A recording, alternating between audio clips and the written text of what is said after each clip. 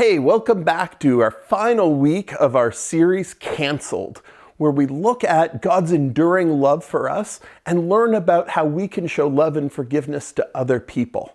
See, God never cancels us. And so we want to think about how we treat other people, even when they're not acting the best. Now, I think all of us have people that we love to follow. Maybe it's someone that you look up to. Maybe it's a sports icon. Maybe it's a YouTuber, someone who's really cool. And so you follow all of their stuff because you really enjoy what they're doing. And that's really cool. I actually have other youth pastors who I follow online because I love to pick their brains and get ideas. And I see them doing things and go, oh, I can't wait to do that with my youth group. But have you ever hate followed someone? You know, when you're watching their things, maybe it's online on Twitter or on, anything, Instagram, and you don't actually like them. You're only following them because you actually really dislike them. And you watch their stuff just so you can talk bad about them to other people. I have been guilty of this before.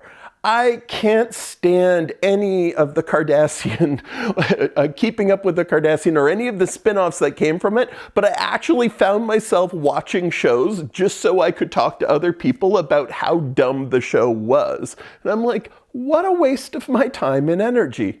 I've also done this with Donald Trump, where I would watch the news just so I could find the new thing to be outraged about. Not actually doing anything productive about it, but just so I could be angry and talk to other people about how angry I was. And I realized I have to stop because this is chewing me up inside. This isn't doing anything productive. It's not motivating me to change things.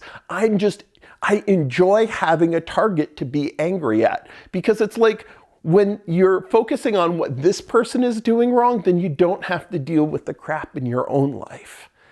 God knows that we have this tendency in us. And so he's spoken about this and called us as Christians to live a different way. Matthew chapter 5, starting in verse 38, says this.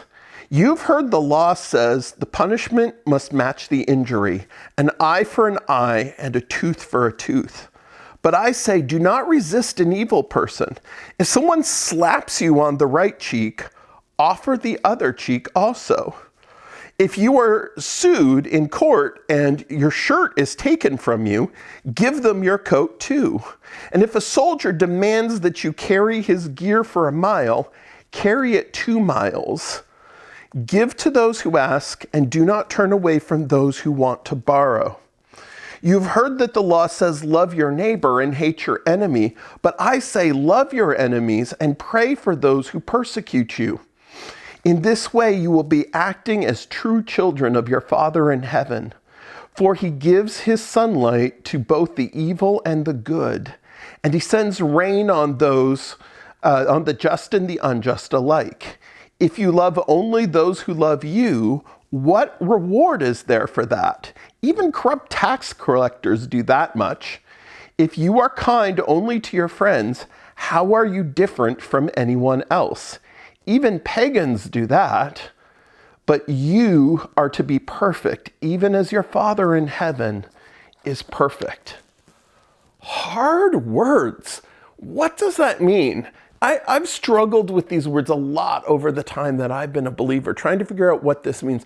And at times in my life, I've seen people take this to mean that we should never resist another person. Even if they're evil, we should just be like, oh, go ahead, do whatever you want, hurt people. We're going to be totally passive here. I don't think that that's what God is about, because God, throughout the Bible, inspires people to stand up for justice for others and protect them. But recognizing that the cycle of hatred and violence so easily overwhelms us, God inspires us instead to act in ways that disrupt the violence. Now, I think I've told the youth group many times the stories of growing up on or living on a dorm when I was in Bible college. And we used to do prank wars. And some of the pranks were really, really epic. There was one time when the guys on my dorm floor convinced me that the internet mafia had hacked my entire life. And by stealing my wallet, they even got strangers and my brother in on it, convincing me on this elaborate scheme that my entire life had been hacked by the internet mafia and that they had changed all of my credit cards and social security numbers. And when I found out, I just had to laugh and be like, wow, that was an amazing prank. That took a lot of work. But there were other pranks on our dorm floor that didn't go that way. One person would do something and the next one would try and up that. And it would start innocent. We would paper over their doors to their dorm room and then fill the space between the paper and the doors with popcorn so that when they opened the door, a whole wave of popcorn would hit them. But then one person got so mad, they started like leaving rotting food underneath someone's bed for them to find days later. And then that guy got so mad that he got a jug of liquid laundry detergent and shoved it under the crack of the door and jumped on it. So liquid dish soap covered everything in the room. And the guy who had that happen to him went back and he got a vacuum cleaner, and our vacuum cleaner had a reversible thing, and he vacuumed up a whole bag of flour, then jammed it underneath the door crack, turned it into reverse, and blew the entire bag of flour into the other guy's room until the person's computer got destroyed, because flour and computer parts don't mix very well, which ended in the two of them punching each other and rolling around on the floor, fighting and swearing at each other. And these were future pastors in training. You see, that's the way that revenge works. We always want to one-up the other person, and we keep going further and further, and we drive each other to new heights of harm and hurt. Jesus calls us to break the cycles on these things. So he said, if someone slapped your right cheek, turn and present them your left. Now, Jesus isn't saying, make yourself a victim and make it easier for you to be hurt. But there was actually shame in this, because if someone slapped you, and it talks about being slapped on your right cheek, they're actually saying if someone backhands you, which is a dismissive thing, if you offer them the other cheek, the only way they can hit you is to front hand. It was in that culture, that was what you did in a challenge of an equal rather than a dismissive backhand. When it said that if a soldier causes you to carry their stuff for them, and it was actually the law under Roman law that a soldier could require any citizen to walk 1 mile carrying their equipment for them. So Jesus said, walk a second mile with them, because doing that actually shamed them. It made most people see that what they were doing was unfair. They would actually become embarrassed and uncomfortable when someone insisted on carrying it the second mile. In the same way, when it said, if someone sues you for your shirt, give them your jacket as well, it was actually basically saying, if someone is suing you for this, the Jewish law said that you couldn't actually take someone's coat. So if you gave them the coat as well, you'd be walking around in your underwear. It would be uncomfortable and embarrassing for them, and they would be aware that they were breaking the law, and they would be shamed by their behavior. So it was saying, don't give in to this viciousness, but react in ways that make people understand that what they're doing is wrong. There's a sneakiness to what Jesus is saying here. It wasn't just passivity. It confronted evil behavior, but it did it in non-violent ways. It exposed the evil rather than giving into the cycle of evil. And he says, when you do this, you disrupt things around you. So last week we looked at our story of David and Saul, and how Saul became consumed by envy and jealousy of David, and it poisoned everything in his life. Well, as the story continues, at one point David has to go hide in the desert because Saul is hunting him down. He's fearing for his life. And Saul hears that David's in the desert, so he gets all of his soldiers and they're going through the desert looking for him. But David and his men, they were like commandos. They were masters of hiding.